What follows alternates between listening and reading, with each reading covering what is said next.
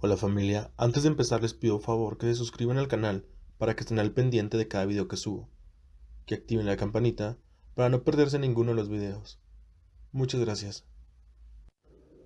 Todos creemos que cuando hay un loco suelto o hay un asesino en serie, pensamos que esta persona está mal, que algo le afectó, quizás le faltó algo en la infancia, sufrió de alguna manera, quizás abusos, maltratos, pero quizás nada de eso sea necesario.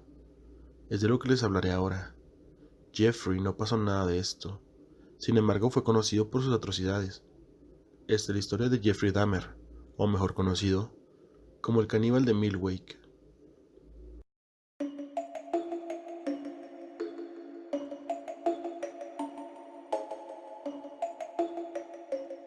Nació el 21 de mayo del año de 1960 en Milwaukee, Wisconsin. Fue un niño muy vital, extrovertido, un niño que le encantaba hacer graciosadas enfrente de la cámara y está rodeado de otros niños con los cuales puede jugar. Sin embargo, a su temprana edad de tan solo 10 años, comenzó a torturar pequeños animales que llegaba a cazar en el bosque que se encontraba cerca de su casa. Aquel niño rubio de ojos azules, estudiante ejemplar, educado y respetuoso, ya sentía curiosidad por lo macabro. El padre, llamado Lionel, comentó que el niño se dedica a investigar cómo eran los animales por dentro, al mismo tiempo que estaba descubriendo su sexualidad. Todo esto empezó a afectar a Jeffrey, ya que cambió, se volvió tímido, retraído e incluso raro, como otras personas lo llamaban. El niño tenía ya un cementerio de animales, donde empalaba perros y gatos. En el pueblo donde creció y vivió su juventud, Bath, Ohio, la homosexualidad era el máximo tabú.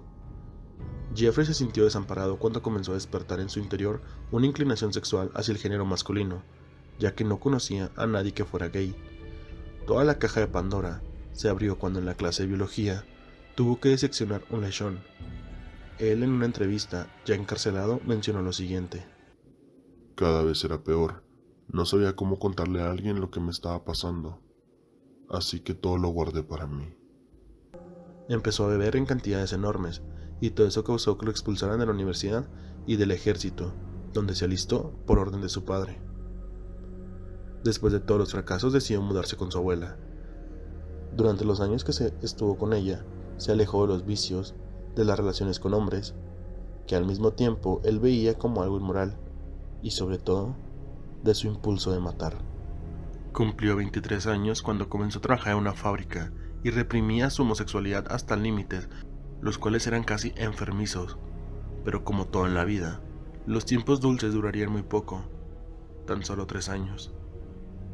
Como mencioné antes, el chico reprimía sus enfermizos pensamientos e incluso el instinto de matar, porque a la edad de 18 ya había cometido un crimen. Este tuvo lugar cuando su madre lo dejó en casa solo por varias semanas. Su plan era el ir a una autopista, recoger a un chico y ejercer control total sobre él. Y lo consiguió. Logró encontrar un chico bastante atractivo con el cual compartió un par de cigarrillos y unas cervezas. Cuando el chico disponía a marcharse, Jeffrey lo atacó con una barra de pesas. Este fue su primer asesinato. La segunda víctima fue cuando pasaron los 3 años de esa hermosa etapa dulce. Ocurrió sin proponérselo, ya que llevó a un amante a una habitación de un hotel, y por la mañana lo encontró muerto a su lado. Ya sea por exceso de alcohol o por un estado de embriaguez, ya que Dahmer no era consciente de haberlo asesinado, aunque era evidente su autoría, ya que ambos están en la cama y él tenía heridas en sus brazos. Después de eso, cada vez fue más frecuente. A partir de aquí lo siguiente puede ser delicado. Él buscaba prolongar sus estimulaciones y buscaba nuevas experiencias. Por un lado guardaba como trofeo las calaveras y algunos órganos con los cuales después él podría masturbarse y recordar a sus amantes. También comenzó a comer varios trozos de carne con la finalidad de que ahora formaran parte de él. Dahmer pudo ser detenido en numerosas ocasiones, pero la poca pericia de la policía le permitió continuar con sus orgías necrofílicas. Por ejemplo, tras matar y descuartizar a su primera víctima, se dispuso llevar los restos, que metió en 3 bolsas grandes de basura, a un vertedero. Pero por el camino lo pararon 2 coches de policía porque iba pisando la raya continua. En una situación de máxima tensión para Dahmer, fue capaz de mantener la calma y a la pregunta de qué llevaba en las bolsas, pudo convencerlos de que iba a tirar la basura. Pero ojo, todo esto sucedió a las 3 de la mañana y desprendiendo del coche un olor nauseabundo a cadáver en descomposición. Incluso ya en los años de 1986 a 1988 fueron años convulsos. La policía también lo detuvo por exhibicionista, además de que intentó desenterrar el cadáver de un chico el cual había fallecido hacía poco, con la finalidad de abusar sexualmente del cadáver y, según él, volverlo a matar. Un punto crítico fue cuando su abuela lo corrió a la casa ya que había encontrado el maniquí de un hombre desnudo, el cual se encontraba pegajoso, escondido en el armario de Jeffrey. Para Dahmer, ese era el novio perfecto, ya que por dentro de él nada estaba vivo. Sin embargo, fue lo único que la abuela llegó a ver, menos mal, ya que en el sótano hubiera visto varios cuerpos e incluso una calavera, como un trofeo. Aquel cráneo pulcro, blanco y perfectamente expuesto, pertenecía a Steven Toomey, el joven al que asesinó en la habitación del hotel en 1986. Con esta segunda víctima, Dahmer fijó lo que luego sería su modus operandi. Era invitar a su presa a tomar alcohol en un lugar íntimo con la excusa de practicar el sexo. Previamente los drogaba con somníferos, realizarles algunas fotografías desnudos y una vez que ellos decían marcharse, descargar sobre ellos una ola de violencia. Algo que él menciona era que le gustaba dominar a sus víctimas absolutamente como lo hacía el gran emperador Palpatine de la Guerra de las Galaxias, ya que él era un gran fanático de la saga original y su personaje favorito no era nadie más que el corrupto, poderoso y el que tenía la capacidad de gobernar a otros con sus poderes, el malvado emperador Palpatine. Ya en su nuevo departamento, los actos sexuales fueron continuos, también la ingesta de alcohol y drogas, y sobre todo no paraba de tener fantasías sobre el asesinato y el descuartizamiento de otros hombres. Además, para Dahmer, matar estaba íntimamente relacionado con su homosexualidad, por no mencionar su afición por la necrofilia. Empezó a practicar sexo con los cuerpos de sus víctimas ya desmembradas o con algunas de sus partes. Eso sí, todas sus víctimas cumplían con un mismo patrón: su físico. Jeffrey los elegía por su cuerpo. Le gustaban los hombres altos, musculosos y delgados. Jugaba con una ventaja. Nada en aquel joven, solitario, guapo y con cara aniñada, hacía sospechar que escondía un asesino en serie. No era un tipo repulsivo, todo lo contrario. De hecho, le consideraban un hombre bueno dentro de la comunidad gay. Le veían como la clase de chico al que quieres cuidar y mimar. El 27 de mayo de 1991, Jeffrey salió de cacería. La presa de aquella noche era fácil, un chico de 14 años sin demasiada fuerza. Durante varias horas, Dahmer drogó a Conerak para anular su voluntad, ya que Jeffrey quería fabricar una especie de zombie. Para ello, le perforó la cabeza y le inyectó diversos líquidos en una improvisada mesa de operaciones. Tras varias horas, y así a las 2 de la madrugada, el psicópata decidió bajar al bar para tomarse una cerveza, porque pues ya saben, necesitaba despejarse y tomar un descanso. Al regresar, una patrulla de policía se encontraba en la puerta del edificio de Dahmer.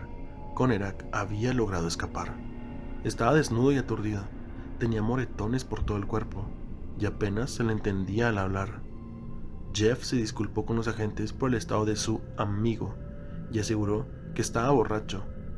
Los oficiales los dejaron marchar y el homicida volvió a librarse. No así Conerak. Si los policías hubiesen subido al departamento con Dahmer, habrían encontrado un santuario tribal erigido en honor a la muerte y una catedral barrocal construida a base de restos humanos. Tras la marcha de los agentes, el psicópata estranguló, cocinó y comió partes del cuerpo de Conerak. Ya no le bastaba con poseerlos y destrozarlos, necesitaba que formasen parte de él. La comunión de cuerpos definitiva, la forma de dominio absoluta. Una cosa lleva a la otra. Cada vez tenía que hacer cosas más extrañas para satisfacer mis instintos. De este modo, sentía que eran parte permanente de mí. Además, tenía curiosidad por saber cómo sería. Sentía que iban a convertirse en parte de mí.